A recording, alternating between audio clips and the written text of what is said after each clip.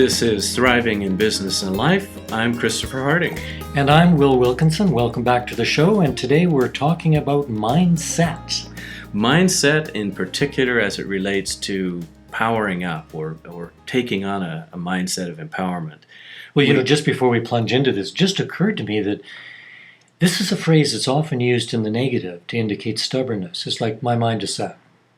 And it's like concrete. Yeah. I'm set on that. There's no wiggle room. Forget it.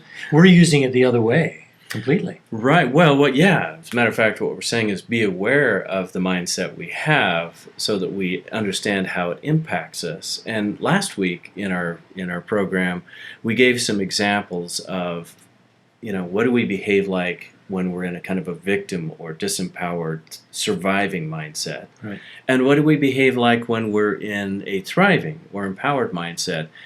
And one of the things that I thought would be helpful is when we introduce this topic in corporate training and coaching sessions and consulting sessions, what we found is there's a lot of confusion about the difference between responsibility and accountability. And you'll have people say things like, well, I think he's responsible but not accountable. Or I think he's not responsible but he is accountable. And it's like, wait a minute. Well, why don't you walk through us the similarities and the differences? Well, so the way I learned this was from Dr. Bill Guillory, and he had this really great model that he used, the state of mind diagram, which was our mindset drives our behavior, which in turn drives the results. And what he suggested was that responsibility is a mindset. That if I walk around in life saying I'm responsible for the choices I make and the results and impact they have, that's just my frame of mind. In other words, you carry this with you. It's not just something you bring out in response to a situation. Right, yeah, it's how I carry myself in life.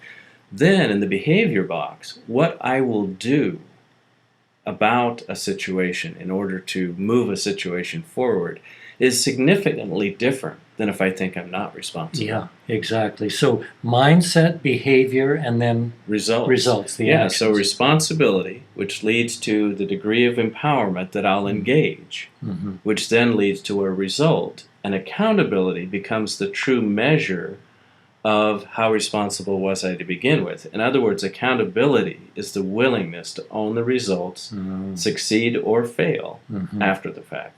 Well, I think it's obvious to listeners that there's 3 in our model, not 2, because quite often it's just behavior and results. Right. The mindset part isn't considered at all. Well, exactly. And so that that's referred to as first order change. I'll change what I do in hope of changing the results. But give us a few examples. I can think of one like, well, I'm gonna get fit, so I'll go to the gym. Right. Or what I see show up in team environments, for example, is, well, when I am in a meeting with so-and-so and, if I'm kind of sitting there scowling, they tend to get upset. So I won't scowl anymore. Yeah.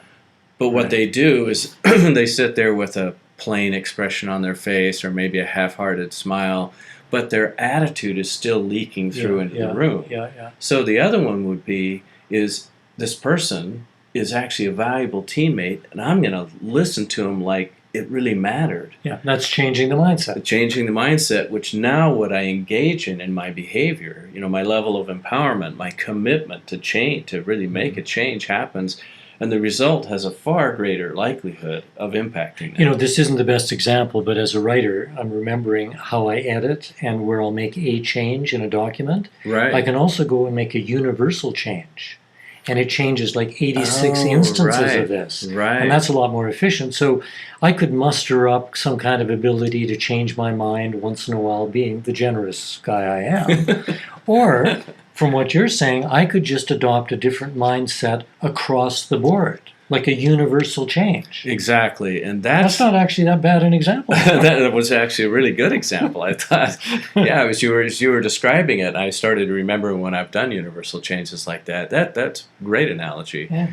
And so, you start to think about it. One of the things that we really encourage our, corporate clients and our business clients and anybody that we consult and coach to do is to also have accountability partners. Mhm. So, for example, if I'm going to really change my mindset of responsibility and I'm going to start to walk around like, yeah, I'm responsible for the impact I have, the decisions I make, what I say, what I don't say, Mhm. and so on. I'm making those are all choices that I'm Right. making. Right.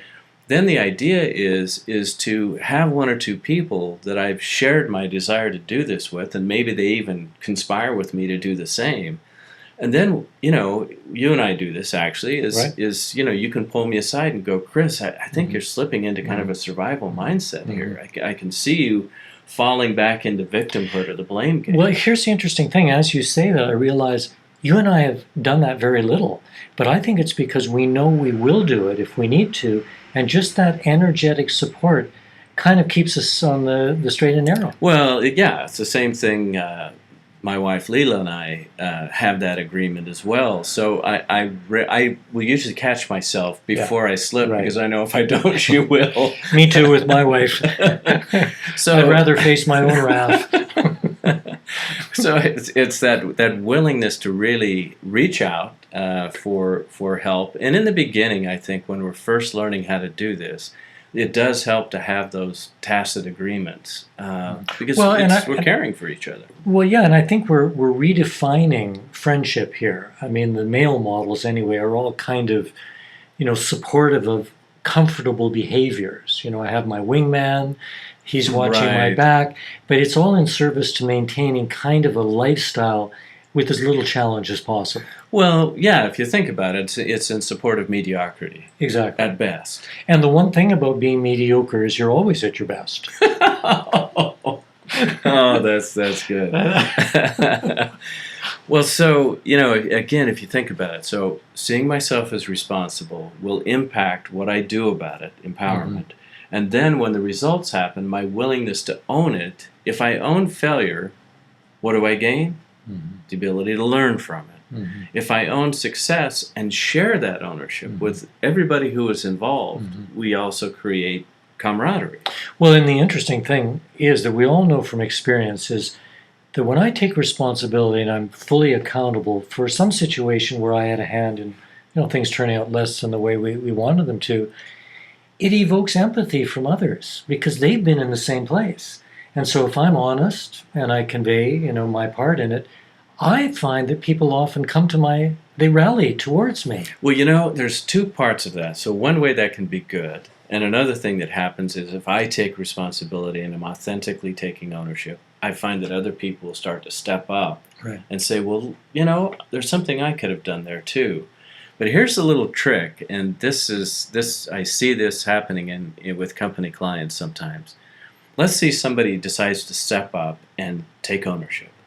And somebody else goes, well, it wasn't really your fault. And, there were other people involved. In other words, they're trying to take the heat off them. The reason why is that's starting to become an uncomfortable conversation where somebody's taking ownership. And if I allow that to happen, then that's going to mean I have to take ownership too. So I'm going to take the heat off you as quickly as possible. It's kind of the reverse blame game or flipping the blame game on its head, right? Yeah. Well, I'd like to share a story that's related.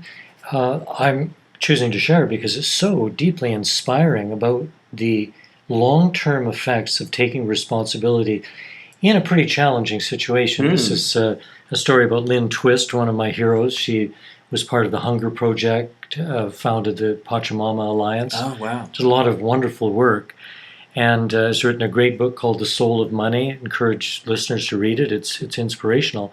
Her famous story is about way back in the early days of the Hunger Project. She was doing these fundraising meetings.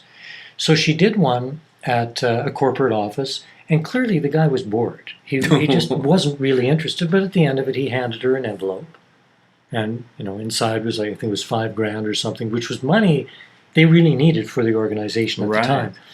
And she thanked him and left, but feeling disconcerted because it wasn't genuine. It was just, kind of an obligatory donation. Yeah. She went from there in a cab through the rain to a basement of a church where there were a number of parishioners gathered. I think most of them were poor, and they listened to her pitch. And then this woman, I think her name was Gertrude, came walking up and said, "I like you. I like what you're saying. I don't have much money. I'm a maid for a rich woman in the neighborhood, but I'd like to give you $50. Mm. And Lynn describes how it felt to get $50 from this woman compared to the $5,000 from the corporate guy. Wow. So she was realizing she now had an ethical issue going on. There was something that was challenging her ethics. Here's what she did. She wrote a letter to the corporate guy and said, appreciate your interest and your donation, but I'm returning the check because I don't feel you really are supportive of what we're doing, and I advise you to give the money to someone that you do support. Wow. And I mean, they needed the money. She did that. Years later, she got a letter from this same guy, and he said, hi, I've never forgotten our brief encounter. I've since left that company. What you did was the greatest display of integrity I have ever encountered. Enclosed, please find a check. It was a personal check for 10 times as much. Wow. Now, I think that's relevant to what we're talking about. When you Wow. take responsibility, Yeah. you're accountable, you honor your values, look what can happen. Well, so that's a great tie-in. So in one of our early programs and chapters in the book, we talk about values and how they really can be the foundation of our decision-making, the foundation of our life. And we love to weave all these chapters together and weave these concepts together. That was absolutely beautiful. So being responsible, seeing myself as responsible, would also mean that I'm responsible for being in integrity Yeah. with my values Yeah. and making decisions and being authentic enough and honest enough to be able to speak up if things are out of integrity, which she did. What an incredible story. Think of how many storylines pivot on this very issue. In Yeah. fact, I think it's a real skill that writers have of navigating their heroes and heroines into an impossible choice. They choose this, that happens. They choose that, that happens. And often it comes down to a choice for values or for some kind of personal gain. And it's interesting to see which way they turn. Well, I'm guessing that everybody listening has probably at some point or another come to a values conflict. And if we see ourselves again, that's a real time to where if we're walking around with a cultivated mindset of responsibility, we realize we're not victims to the situation. We do get to make a choice. Yeah. And there's a concept we use that responsibility, when we walk around with that mindset, it creates, and that is proactivity. Mm-hmm.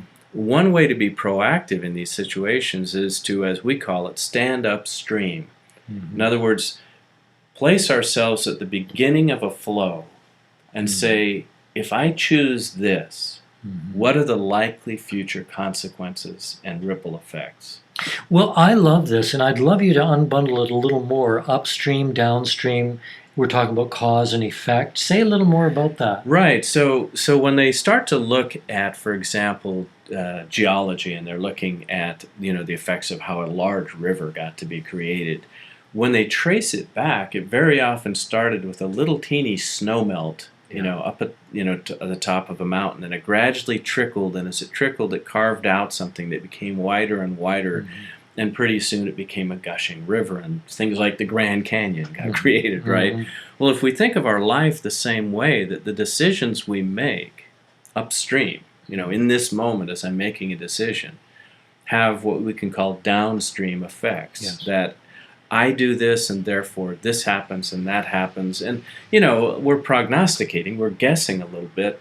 But one of the challenges we've found in most corporate environments is that, like most of us who weren't taught this stuff in school or college, we're not taught to think about what are the repercussions Right. of this moment, this decision, this choice. Well, one of the repercussions that I'd love to chat about a little bit here is habit formation. I'm remembering a book that inspired me when it first came out. Rupert Sheldrake, an English biologist, wrote A New Science of Life. I think it was 1991, somewhere back then. And he sketched out, he was developing the idea of morphogenetic fields and why things happen and repeat, why patterns repeat in biology. And he created this landscape of a hill of sand. And he illustrated what happens when you roll a ball bearing down that bed of sand. The first time you do it, it's completely random. That ball bearing will go wherever it just happens to go, depending on where you started from. But as it goes down, its weight will create a little furrow. Right. The second time you roll down the ball bearing, there's now a probability advantage to it going down where it went before because there's a furrow there. As it does, it makes the furrow deeper until you've got a canyon, and it's very difficult to get the ball bearing going anywhere other than where it's already gone.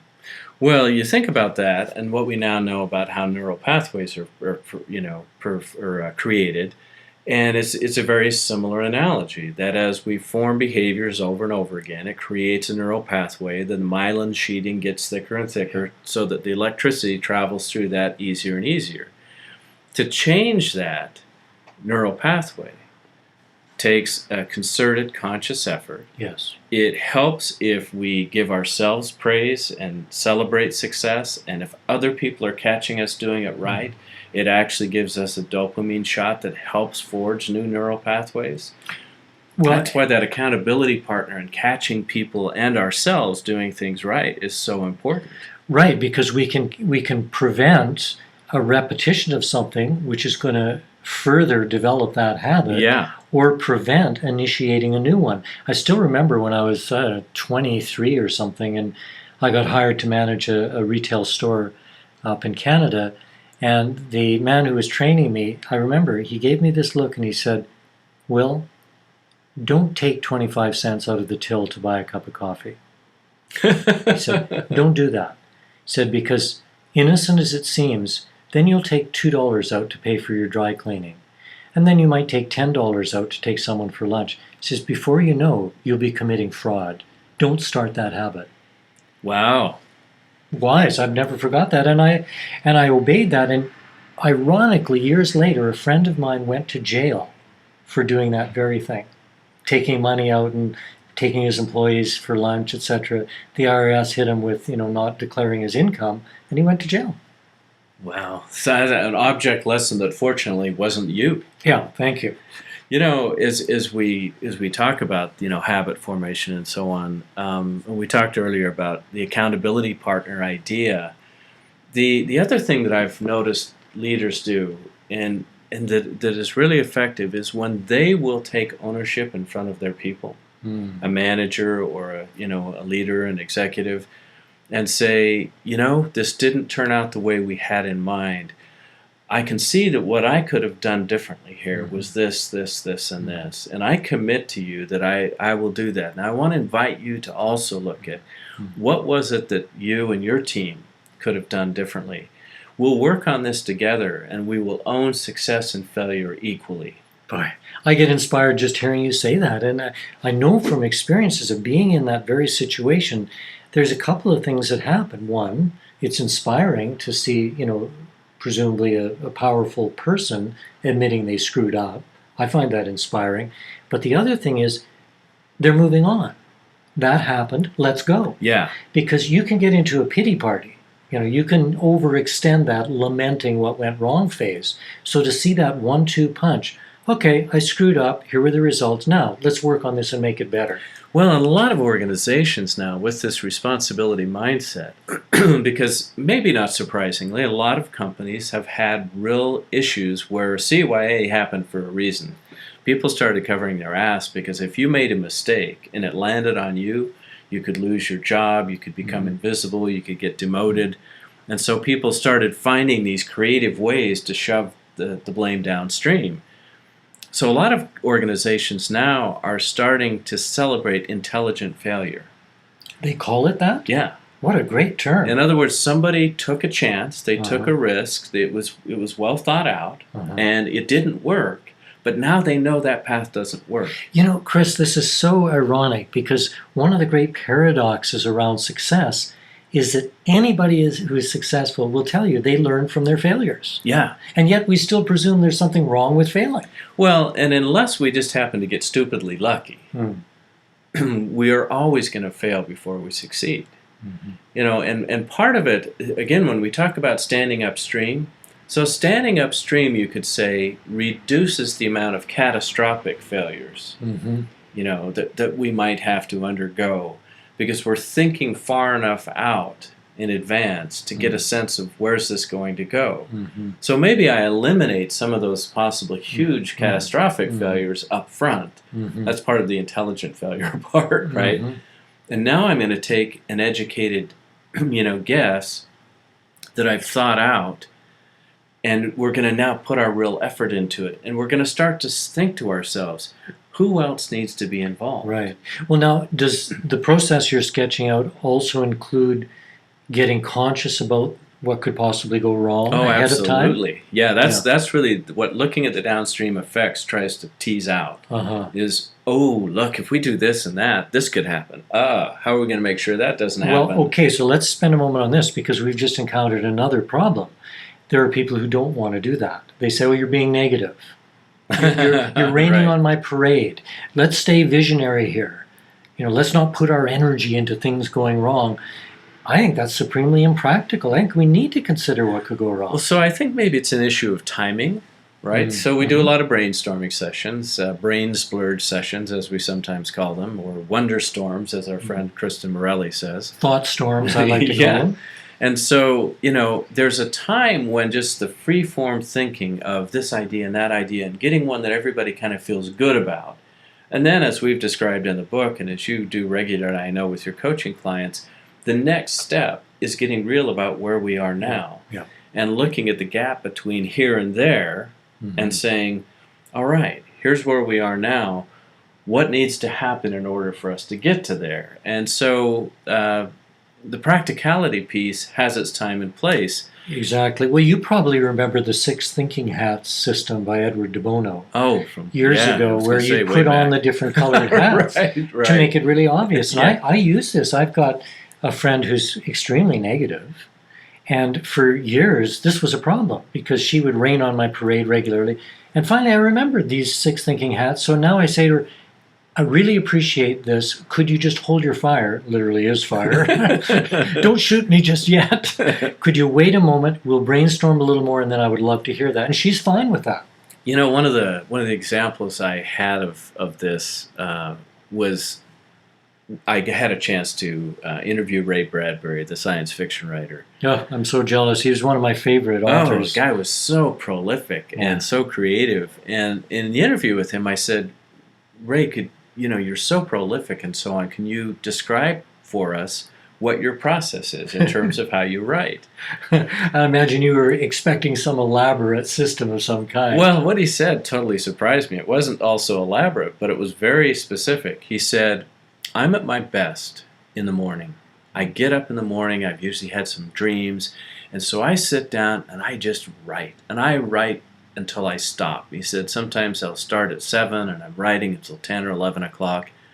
And then I take a break and I go have lunch or a late breakfast and I'll go for a walk and I'll leave sometimes and go into town. And then I come back in the afternoon and I start to edit. And I edit everything I wrote in the morning.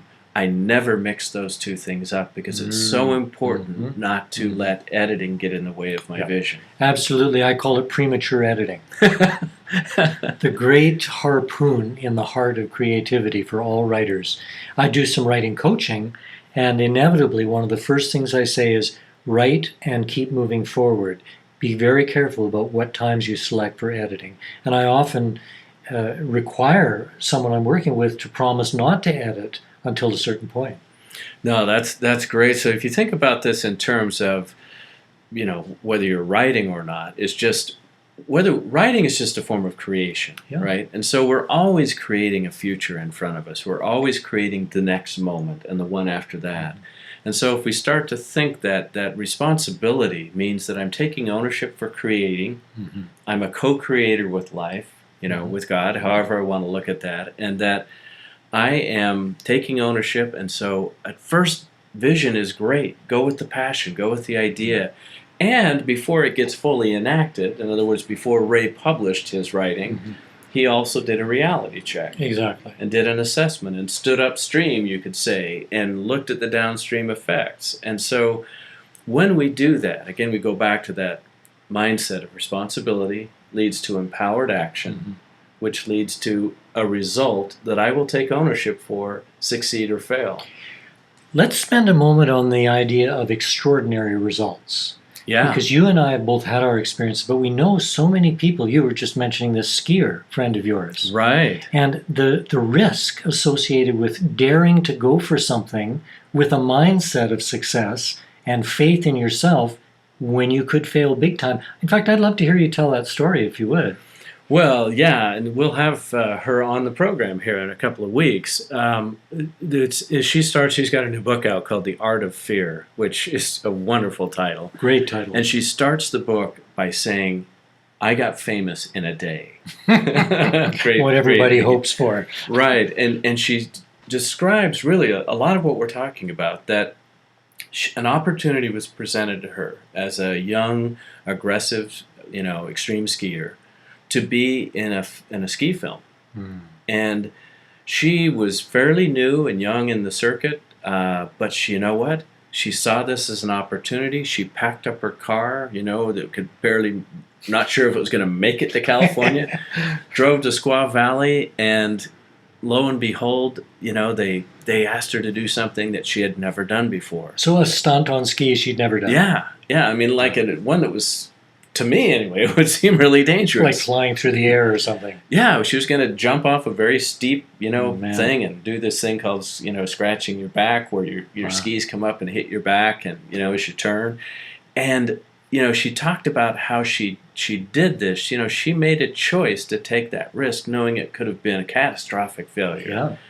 Now, she goes on to describe some of the wisdom that she gathered over the years, and we'll get more of that from her when we interview her. Her name is Kristen Ulmer, by the way. Really looking forward to that. If you want to check her out online. But, it's that whole idea that she took charge of her life. Yeah. And I remember other instances with her when she was getting ready to start to move more into coaching and consulting and really bringing everything she'd learned as a high-performing athlete with extraordinary results into everyday life and business and so on, that she came and sat down with me, and she had a vision of what she wanted. She said, I would really love to do this, and I'd love to somehow pair up with like a Zen master. And it so happened that I was studying with a Zen master, and I'm not sure that she even knew that, but she was just speaking her vision out loud. And I said, well, wow, I happen to know Genpo Roshi. He's my teacher, Would you like to meet him? And I know her boyfriend at the time was skeptical, right, of the possibility of this. But she was like, yes. In other words, she'd envisioned it. She was vision casting. I picked up on it. I went with it. She was someone who was taking ownership for her vision, for her life. She was putting it out there. She followed up with him. It became a great, partnership.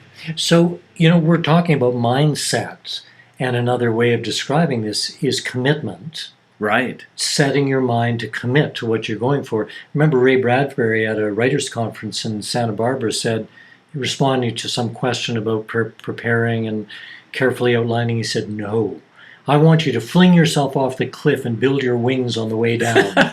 It's kind of like what your friend did. It is true, and we used to describe this when we were making motion pictures, especially, sometimes a TV special, but mainly with movies because they're such gargantuan projects, that we often felt like we were hurtling down the runway in a plane while still assembling the wings as we went, Yeah, so in other words, folks, those of you who are listening, live a little. And your stretch for this week before our program next week is to pick some area of your life where, in all honesty, just truth-telling for yourself, you recognize your mindset has been constricted and you've really been kind of sabotaging yourself. Make a choice to change your mindset, get some confidence, dare to take a risk, and start with something small and manageable. Don't throw yourself off the Eiffel Tower and think you can fly. Set yourself up for success. We're always talking about small, easy wins as a place to start. So that's it for this week. Remember, you're the owner of your life. Live that way. This is Will Wilkinson. And this is Christopher Harding, and you can reach us at thrivinginbusinessandlife@gmail.com. We'll talk to you again next week.